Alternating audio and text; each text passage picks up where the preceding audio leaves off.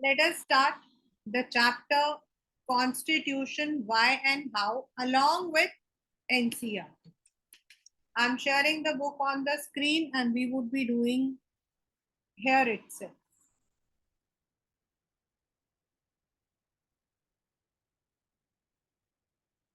As I told you when I started this session with you, जब मैंने आपके साथ ये सेशन स्टार्ट किया था तो मैंने कहा था कि जो हमारी पहली बुक है, this is about the working of the constitution. अभी आज इनफैक्ट अगर हम लोग इस चीज को, and you both have to always relate yourselves to the current scenario which is going in the politics today. There was a no confidence motion in the parliament. आज आप जो ऑपोजिशन थे उन्होंने मणिपुर का जो प्रॉब्लम है उसे लेकर नो कॉन्फिडेंस लिया है. नाउ ये जो नो कॉन्फिडेंस मोशन हमने बोला है बच्चा, दैट इज एक्चुअली समवेयर जो हमें बताता है कि गवर्नमेंट को कैसे बैलेंस करता है. गवर्नमेंट अपने आप सारे के सारे डिसीजंस नहीं ले सकता है. देयर इज सम प्रोविजन जो गवर्नमेंट को अपने मिस्टेक्स को ठीक करने पर मजबूर करता है. And that is where the word constitution comes in, क्योंकि constitution has given us a clear cut instruction for everything. So when we are reading, इसमें तो हम करेंगे what is constitution, what does it do to the society, how it governs the allocation of poverty and how the constitution was made. So already in 9th standard we have done what is the constitution and why do we need it. School के अंदर, घर के अंदर, society के अंदर, don't we have certain rules? अगर ये rules नहीं होंगे तो what will happen? We would become chaotic. आज सुप्रीम नहीं, हाई कोर्ट ऑफ गुजरात ने, वहां पर कल एक एक्सीडेंट हुआ जिसमें एक बस सामने से आ रही थी और पता नहीं कितने लोग उसमें मर गए. एंड सुप्रीम कोर्ट ने वहां पे गवर्नमेंट जो है उनको, जिसको हम हिंदी में बोलते हैं ना, फटका लगाया, that don't you know how to follow the rules. आपने ट्रैफिक रूल्स को जो है मतलब कि you have not implemented in the proper manner. यानी कि हम सोसाइटी में जो चाहते हैं, what do we want a safe society. We want a society where we are able to live with each other amicably. And for this, we need certain rules and regulations. और उन rules and regulations को बनाने वाला and उस rules and regulations को संभालने वाला, उसे implement करने वाला होना चाहिए, for which the executive, legislative and judiciary are there.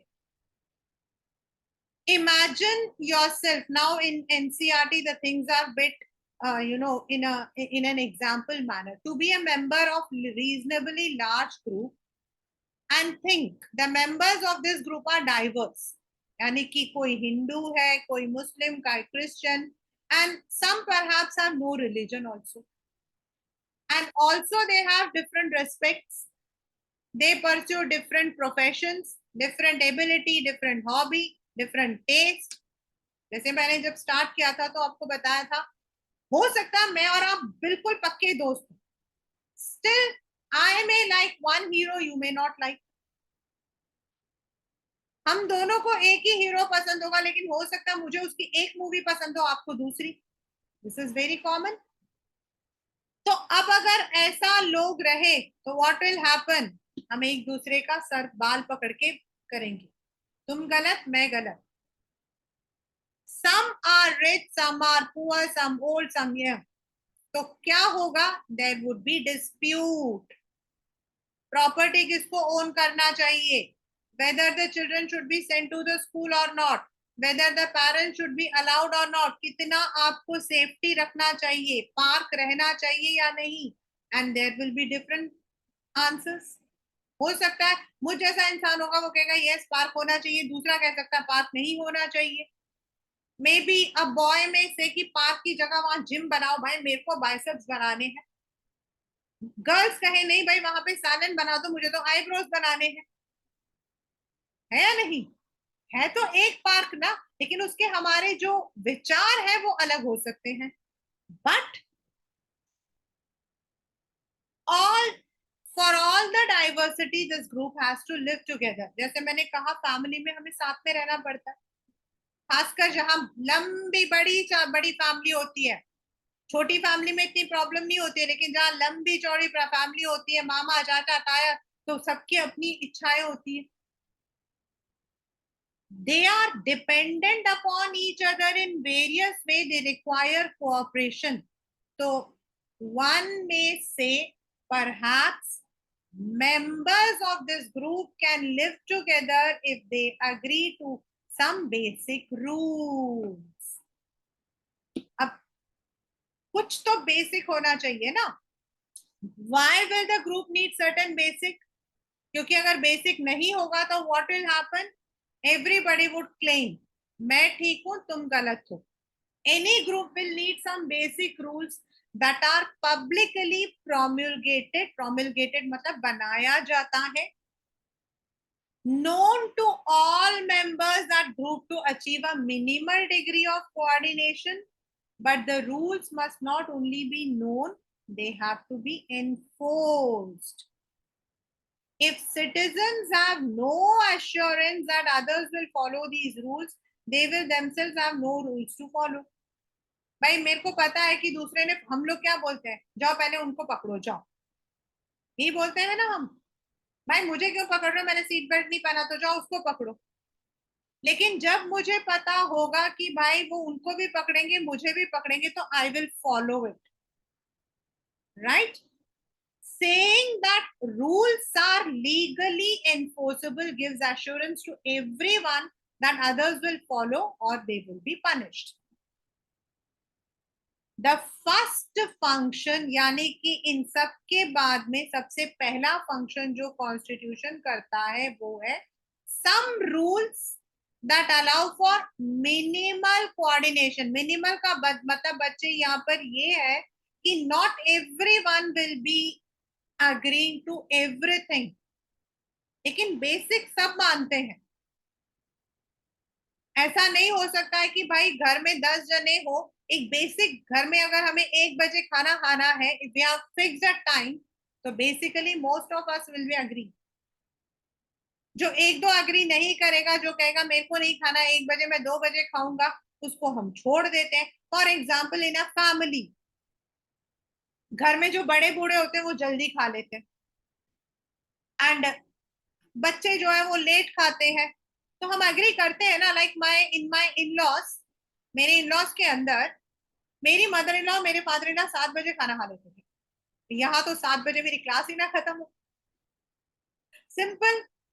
I would be मैं तो 9 बजे खाना बनाना शुरू करती हूँ, and my mother in law will come, and when she was there ना, शी वुड से आज खाने में क्या बनेगा, and eight 5 o'clock she will say खाना, एंड आई विल से 5 बजे. यहाँ तो 5 बजे लोग जाके टिक्की और गोलगप्पे खा रहे होते हैं, मोमोज की दुकान में लाइन लगी होती है, but they eat eight 7 o'clock. दुनिया इधर से उधर हो जाए, वो 7 बजे खाना खाते हैं.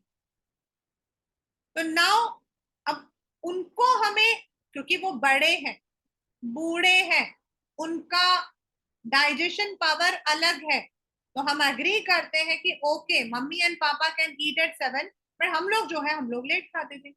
This is what the basic rule is. Come country के अंदर भी हर रूल को हर एक इंसान पर तो नहीं लागू कर सकते हैं, लेकिन बेसिकली हमें पता है कि we all have this, we all have to follow. A constitution is a body of fundamental principles according to which a state, यहाँ पर बेटा state is for the country. हम लोग पॉलिटिकल साइंस में स्टेट यूज करते हैं for the country, and states use करते हैं for the division of the country. So then what are the fundamental rules be, and what makes them fundamental? Beta, what is the meaning of fundamental? Fundamental means basic. जैसे कुछ चीजों का base, let us take the example of your, मतलब कि बच्चों को जो बहुत पसंद है पिज्जा. पिज्जा का बेस तो सबका एक ही होता है ना, मतलब वो बेस तो वही होता है। अब उसके ऊपर क्या लगना है क्या नहीं लगना है, दैट डिपेंड्स ऑन सिचुएशन। तो ये जो हमारा कॉन्स्टिट्यूशन है ये वही पिज्जा का बेस है जो सबके लिए सेम है, but how it has to be used depends on different situation. And what makes them fundamental? The first question is you will have to decide who gets to decide what the law governing the society should be. You may want rule X, other may want rule Y. How do we decide whose rules or preferences should be govern us? क्योंकि आपके हिसाब से जो आपके rule है वो सही है, उसके हिसाब से वो ठीक है। You may think rules you want is best, but the others may think theirs are best. तो कैसे हम रिजॉल्व करेंगे? So even before you decide the rules should govern, you have to decide who gets to decide. यानी कि कौन हमारे लिए वो रूल्स बनाएगा? How the government will be formed? क्योंकि गवर्नमेंट ही तो हमारे लिए रूल बनाएगा। The Constitution has to provide an answer to this question. It specifies the basic allocation of power. It decides to get what the laws will be, who gets to decide can be answered in many. In a monarchical, the monarch decides. In old Soviet, one single party was given the power to decide. In democratic constitutions, the people get to decide. यानी कि आपके तीन तरीके के लोग हो गए। जो हम राजा महाराजाओं के बारे में बात करते हैं, राम जी के बारे में जब हम कहानी पढ़ते हैं तो व्हाट डू वी से? राम भगवान जो थे ही, मतलब उस जमाने में the God, the king was a father. He would be deciding what to do, what not to do. Let us now come to the question in the same manner कि हम फैमिली में क्या करते हैं. As I said कि हमारे पहले जमाने में क्या होता था, द फादर या घर में जो भी बड़े होते थे, they would decide what to do, how to do. आजकल क्या होता है, it is not like that. Today definitely we involve our children also. This is democracy. Whereas पहले क्या होता था, पेट्रियार्चियल, यानी कि the father figure would be the one, father figure not father, father figure मतलब घर में जो बड़ा होगा, he will be deciding what to do, when to do. Similarly, in a monarchy, Raja decide करता था the complete what will be the rules, लोगों को क्या देना है क्या नहीं देना है. बट मोनार्की में एक अच्छी चीज क्या होती थी, the monarchy was considered as a father figure. In Soviet Union, China आज भी, मतलब even till date China is a one party system. यानी कि वहां जो ऑपोजिशंस है, वहां जो बाकी लोग हैं, they don't have any power. अगर गलत भी होगा, the power resides only with the one party. हमारे यहाँ अभी जो मैंने आपको एग्जाम्पल बताया, we have the power of people. For example, today there was a resolution in the parliament of no confidence motion. अब ये no confidence motion का क्या था?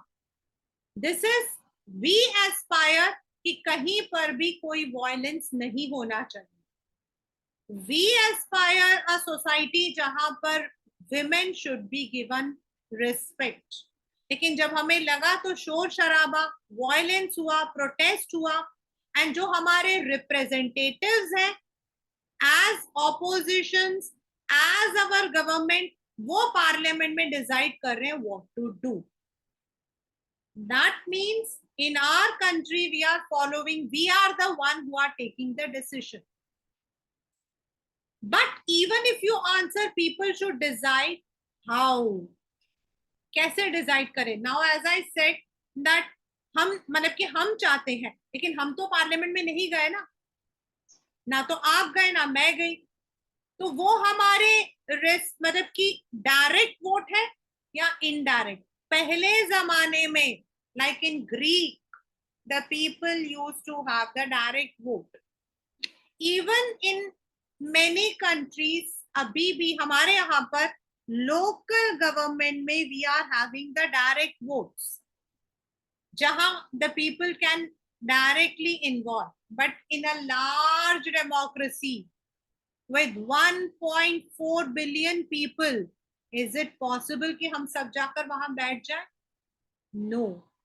तो हम क्या करते हैं, वी डिसाइड कि हमारे रिप्रेजेंटेटिव जो होंगे they will take the decision, और हम उस डिसीजन को मानते हैं। और अगर हम नहीं मानते तो हम क्या करते हैं, we can have protest, we can file RTI, we can file petition, यानी कि हमारे पास उसको चेंज करने का भी पावर है। अगर हमारे पास उन्हें डिसाइड करने को देने का पावर है तो उसे चेंज करने का पावर भी है। In the Indian Constitution, for example, it is specified that in most instances, Parliament gets to decide laws and policies, and that Parliament itself be organized. Before identifying what the law in any given society, you have to identify who has the authority to enact it. If Parliament has, there must be a law that bestows this authority on Parliament. And this is the first function of Constitution. It is an authority that constitutes government in the first place. The second function, हमने first पढ़ लिया, this is the second one, is to specify who has the power to make decisions in a society. It decides how government will be constituted. आप ये देख सकते हो, ये आपके बच्चा साथ साथ में you have to interpret these cartoons. यहाँ पर आप देख सकते हो, the countries of the EU tried to create a European constitution. ये मैं आपको बताती हूँ what is this. The attempt failed. Here is the cartoonist impression of the attempt. Now what is this is, I'll tell you, this is actually a complete एक मतलब पूरा concept है आपका in 12th standard. When we talk about Europe, जब हम Europe के बारे में बात करते हैं तो वहां पर क्या है कि already all the countries are having their own government. आपके ईस्टर्न वाले में कम्युनिस्ट गवर्नमेंट है, तो वेस्टर्न में आपके डेमोक्रेसी है, लाइक फ्रांस आपका, then UK, Germany, they are all having their own government. But after the second world war, जब आपका सेकेंड वर्ल्ड वॉर हुआ तो उस वक्त में the economy of the entire world declined. जो कंट्रीज पहले, जैसे Germany was a one of the masters, it had to face loss, US had to face loss, and इस तरीके से एक कॉमन चीज जो सबके सामने आई वो ये था कि people are greedy for power and resources. And there should be something, और उस वक्त में US became the super power in terms of finance, in terms of development, क्योंकि US के अंदर ऑलरेडी वो सारी चीजें थी जो और कहीं था नहीं। आज भी आपको पता है US is considered as super power. After that, ये जो यूरोपियन कंट्रीज है, इनमें से कुछ कंट्रीज ने, that is on the western, not on the east, east वाले तो आपकी यूएसएसआर की तरफ थे, तो जो वेस्ट यूरोपियंस थे जिसके अंदर आपका स्पेन, आपका ये जर्मनी, फ्रांस, इन सब ने खुद को, and Britain, they all formed themselves into a union called the European Union. अब इन्होंने यूरोपियन यूनियन किया तो इन लोगों ने क्या क्या किया? The very first was they decided कि सारी कंट्रीज का रूलिंग में कोई वो नहीं आएगा, दैट रूल से कोई मतलब नहीं है, लेकिन जो बिजनेस जो होता है आपस में, तो they will be having a free flow आपस में जब इन लोगों के कंट्रीज के बीच में बिजनेस होगा तो there would be free flow. दूसरा इन लोगों ने जो लिया वो था एक करेंसी। अब भाई फ्रांस में आपका अलग करेंसी है, ब्रिटेन में आपका अलग करेंसी है, तो जर्मनी में आपका अलग करेंसी है, and the value of currency is normally assessed with US dollars. और अगर बिजनेस में आपके अलग अलग आपकी अगर मॉनेटरी डिफरेंसेस होंगी तो बिजनेस में प्रॉब्लम आएगी। तो they decided that they should have a common currency called euro. उनका एक कॉमन करेंसी होगा जिसको वो बोलेंगे यूरो। आज भी if you go to European Union and if you have got the currency of that particular country you can use, and if you are having euro then you can use around all those countries जो EU का हिस्सा है। You don't need to buy two different currencies for two different countries within EU। And इन्होंने अपना एक capital, that is हम लोगों ने 10th स्टैंडर्ड में पढ़ा था, ब्राजील्स को अपना कैपिटल माना, हेडक्वार्टर्स ईयू का। लेटर अभी 2 years बैक यूके जो है उसने अपने आप को इससे एग्जिट कर दिया, जिसको हम ब्रेक्सिट बोलते हैं, दैट इज ब्रिटेन का exit. They have exited but still the other countries are part of Europe. तो तब इन लोगों ने एक कॉमन फ्लैग एंड एक कॉन्स्टिट्यूशन बनाने की कोशिश की थी, जिससे कि at least they are having some similar lines of rules and regulations, but that could not happen. Why? Because living in a country and living in two different countries make different aspirations. Trade में आपका एक similarity होना and society के अंदर similarity होना दो अलग चीजें हैं। ये जो क्वेश्चन लिखा है ना, does this always happen in any constitution making, this can be the question. Yes, constitution cannot be made in one day. In fact, we should be proud that Indian constitution is the only constitution which has never faced any backlash. हाँ, कुछ problems आई है तो हमने उसको change किया है, amend किया है, एड ऑन किया है, but it has never been completely change. Like जैसे कि बहुत सारे कॉन्स्टिट्यूशन हैं जिनको कई बार चेंज करना पड़ा। The next is second function था how the government will be constituted, and in our country it is through the elections, and elections mein we are choosing our representatives। हम अपने representatives को choose करते हैं जो हमारे लिए लॉ बनाएंगे, ये हम उन पर ट्रस्ट करते हैं। In US, you have the presidential elections, but in our country, we have the elections for the government. Now, what is the third function? अब भाई गवर्नमेंट फॉर्म होगा, मोनार्की क्यों फेल्योर हुआ? Why Hitler was not that much successful, जबकि Hitler के time में Germany was on the top. Germany, which had gone to repartite in First World War, became one of the richest countries during Hitler. लेकिन फिर भी क्यों आपका उस तरीके का मतलब कि मिलिट्री जो है वो नहीं हुआ? या नेपाल में आपका मोनार्की जो है it is not successful? Why? Because many a time when it comes to military power or when it comes to monarchy, the powers are concentrated. जो पावर होता है वो उनके पास रहता है, तो वो आर्बिट्रेटली वो यूज कर लेते हैं। लेकिन कॉन्स्टिट्यूशन के अंदर ये रूल्स भी होते हैं कि पावर्स कब कैसे यूज कर सकते हैं। Day before yesterday when I had taken this session, I told you that in India there were many instances when the ruling party or the ruling government had misused its power. लेकिन constitution में ऐसे provisions हैं जिसने उन rulers पर, उन political parties पर जो है either they were barred or they were punished. But this is clearly not enough. Suppose you decided who had the authority to make decisions. But then this authority passed laws that you thought were patently unfair.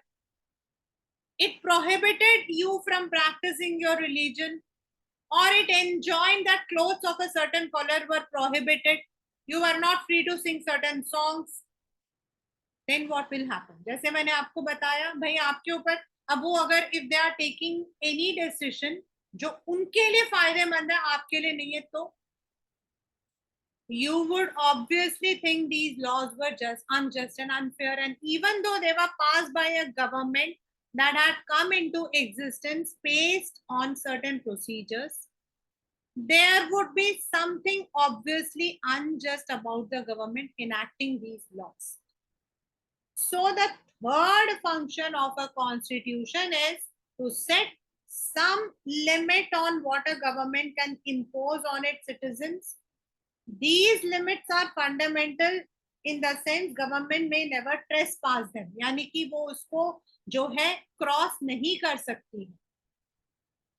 हमारे यहाँ there was a very what can I say, a very ugly period called emergency.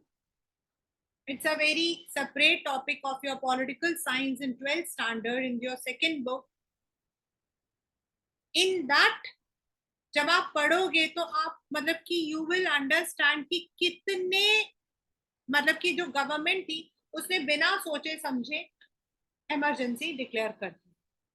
Now emergency is not something which you can declare on its own. मतलब यहाँ जो word लिखा है ना बच्चे impose, तो emergency is something which is imposed on the citizens. और हमारे जो फंडामेंटल मतलब कि जो राइट्स होते हैं वो सब खत्म हो जाते हैं.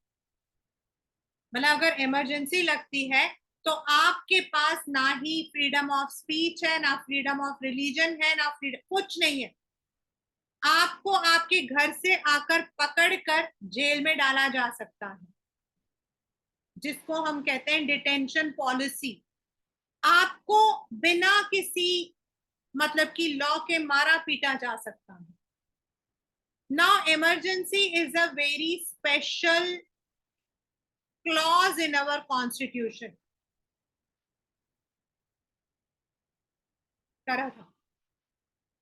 Emergency is a situation when a government has to be very particular. कब हम लगाते हैं? Two types of emergency, political and financial. और आप ऐसे बिना मतलब के इमरजेंसी नहीं लगा सकते थे, बट लगा दिया. The government imposed. And at that time हमारे कॉन्स्टिट्यूशन ने हमें प्रोटेक्ट किया because that was moved into the court, and court ने इमरजेंसी के जो प्रोविजंस थे उसको मतलब कि चैलेंज किया. and in fact there was a committee which was set up. इसके लिए एक स्पेशल कमिटी सेटअप हुई and the government was asked to answer. ये हमारे कॉन्स्टिट्यूशन के आप कह सकते हो लिमिट्स हैं. The government cannot impose anything which they feel yes it is right. Constitution limits the power of government in many ways.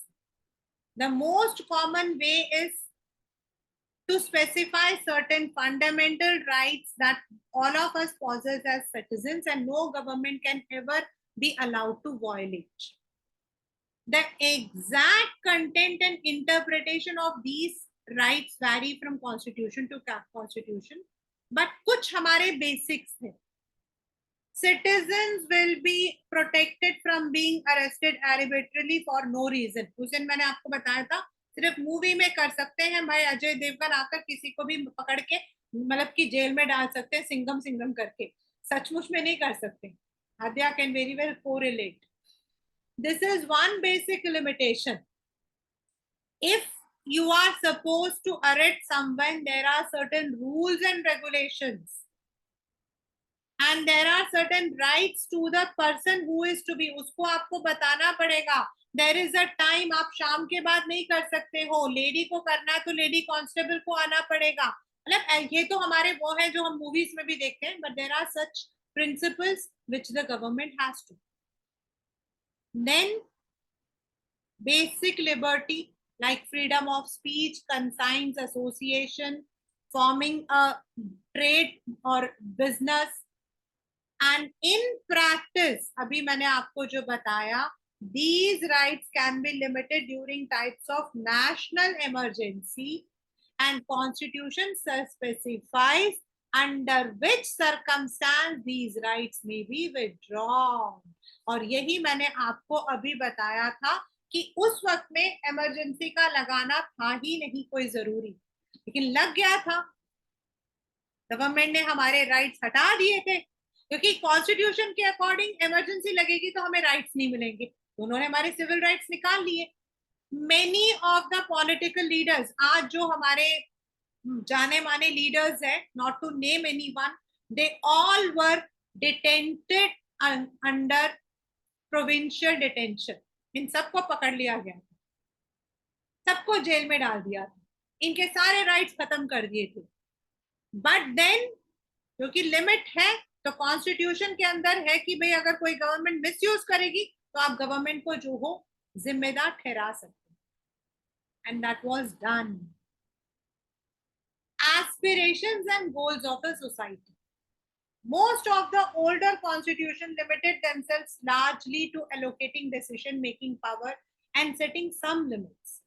But many 20th constitution, जिसमें Indian constitution is the finest example, provide an enabling framework for the government to do certain positive things, to express the aspirations and goals of society. पहले क्या होता था, political party या government decide करती थी किसके लिए क्या भला है, क्या अच्छा है।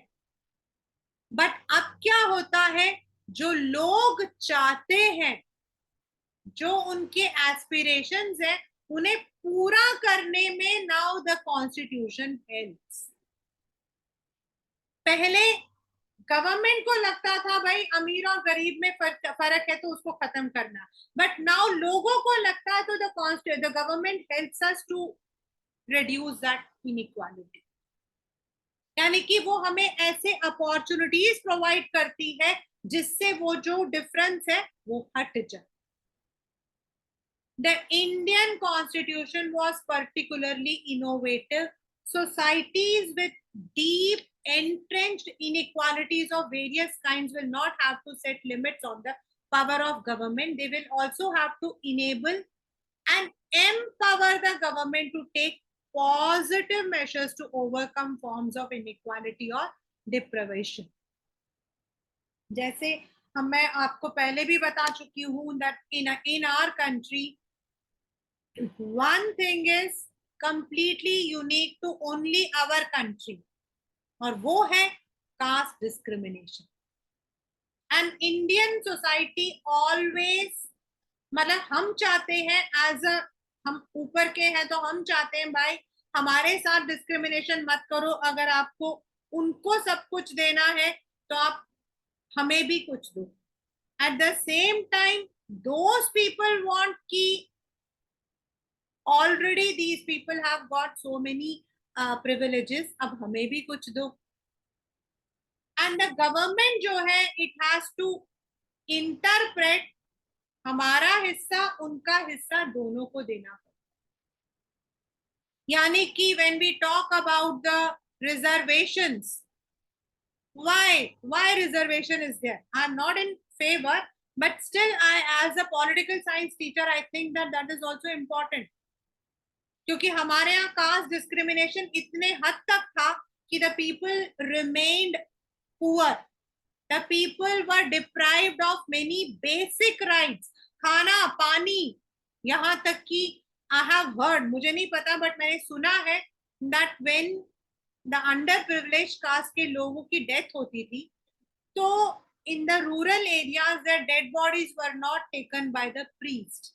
जैसे हमारे हिंदूज में होता है कि पूजा उनको नहीं करा जाता था, उन्हें कौवे या गिद्ध को दे दिया जाता, तो that was inhuman.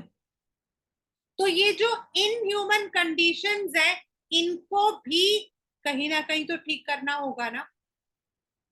India aspires to be a society that is free of caste discrimination. If this is our society's aspiration, the government will have to be enabled or empowered to take all the necessary actions. And that is why when 27% reservation was fixed, and this came to the court, क्योंकि supreme court में गया था union versus आपका Indira Sahni case, उस वक्त में court ने government को सपोर्ट किया था. क्यों? क्योंकि वो चाहते थे कि these kind of people should also be given the privileges. In a country like South Africa, its new constitution, which had a deep history of racial discrimination, its new constitution had to enable the government to end racial discrimination. अब वहां पर क्या था? वहां पे problem क्या थी कि वो लोग जो थे they had the discrimination on the basis of colour, और वहां पर व्हाइट्स एंड ब्लैक्स दोनों के बीच में काफी डिफरेंसेस थे. एंड अब जो कॉन्स्टिट्यूशन बना इन 1994, तो दे वांटेड कि जो व्हाइट्स हैं दे शुड नॉट फील कि उनके जो प्रिविलेजेस है उन्हें अब हटा दिया गया है. एट द सेम टाइम वो जो ब्लैक जो बेचारे सालों से लड़ रहे थे अपने इक्वालिटी के लिए, they should also be given. More positively constitution में enshrine the aspirations. The framers of Indian Constitution thought each individual in society should have all that is necessary. That is a life of minimal dignity, social respect, minimum material well-being, यानी कि जिसको हम हिंदी में रोटी कपड़ा मकान बोलते हैं, education, कम से कम बेसिक तो सबको मिलना चाहिए. पहले तो they were not allowed. The Indian Constitution enables the government to take positive welfare measures, some of which are legally enforceable. So as we go on studying, we shall find such enabling provisions that have the support of the preamble, and these provisions are found in the section on fundamental and the directive principles of state policy also enjoins government to fulfill certain aspiration. जो बच्चा directive principle है, ये आपके अगर आप देखोगे तो they are not fundamental, they are used only when we need it. The government use them only when it finds कि इसे लगाना जरूरी है. And this directive principle was a policy of Mahatma Gandhi. So the fourth function of a constitution is to enable the government to fulfill the aspirations of a society and create conditions for just society. Now बच्चा एक चीज आप लोग देखोगे, ये this particular one is in 12th standard also, the same cartoon it is in 11th also, and paper में ये आता है. ये क्या बता रहा है? मतलब basically what is it is कि यहाँ पर इफ यू सी, वहां लिखा वंदे मातरम, यहाँ लिखा जनगण मन, तो ये भी चिल्ला रहे हैं, वो भी चिल्ला रहे हैं. एंड ये जो बीच में है ये है Jawaharlal Nehru, and he is trying to balance. तो what this is telling is, हमारे यहाँ पर जब जनगण मन एंड वंदे मातरम दोनों थे, some of the groups wanted कि वंदे मातरम जो है that should be the national anthem, जनगण मन should be. लेकिन हमने फिर उन्होंने क्या किया, हमारा नेशनल एंथम जनगण मन है एंड वंदे मातरम हमारा सॉन्ग है, तो दोनों को उन्होंने लिया, दोनों ग्रुप्स को लिया, यानी बैलेंसिंग एवरीवन्स एस्पिरेशन. एक हमारा सॉन्ग बन गया, दूसरा एंथम बन गया, and thus the aspiration of everyone was taken into account. ये आपके पेपर में आता है, so if it comes you have to write it in this manner. This is the interpretation of this particular cartoon, and one of the very common question from this particular chapter.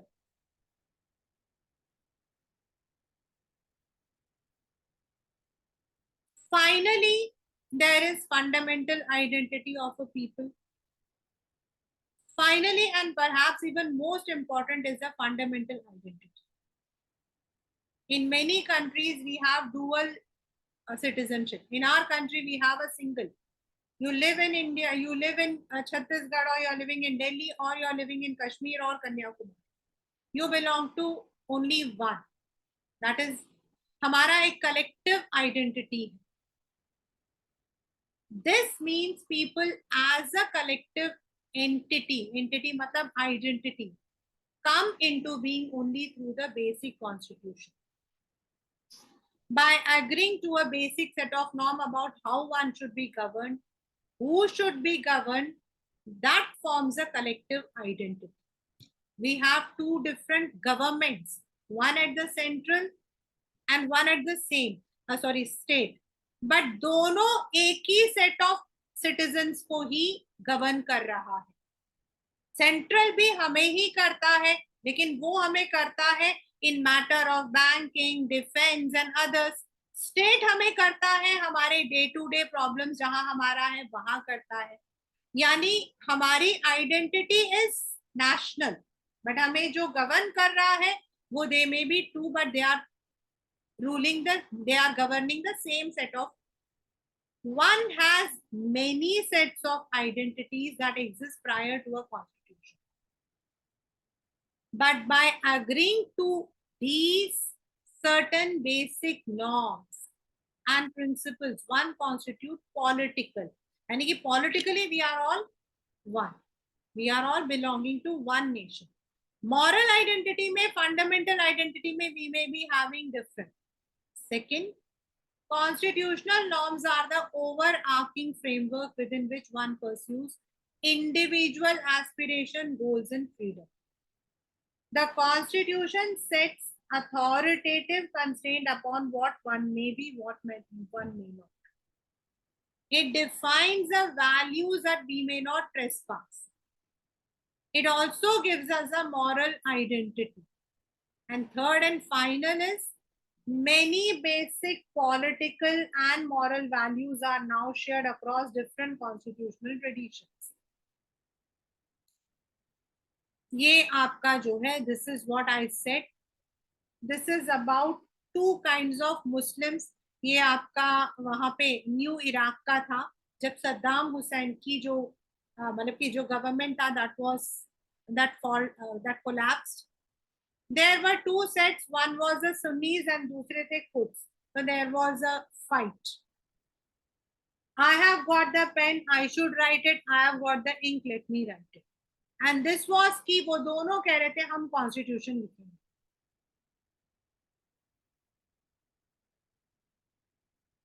If one looks at constitutions around the world, they may be different, but they also share a good deal.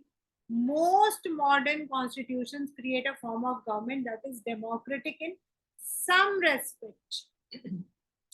Most claim to protect certain basic rights, but constitutions are different because they embody conceptions of national identity. Most nations have an amalgamation of a complex set of historical tradition. They weave together diverse groups that reside within the nation in different ways. For example, German identity was constituted. हमें पता है 10th standard में हम लोगों ने पढ़ा था कि German was fragmented. German के कुछ areas आपके Prussia, now Prussia isn't there, but Germany is there. तो उनका था. Then आपका Italy was divided into 7 different areas, and 7 different areas were governed by 7 different people. The Constitution gave expression to this identity, but the Indian Constitution does not make ethnic identity a criteria for citizenship. Different nations embody different conception what the relation between different region of a nation and central government may be.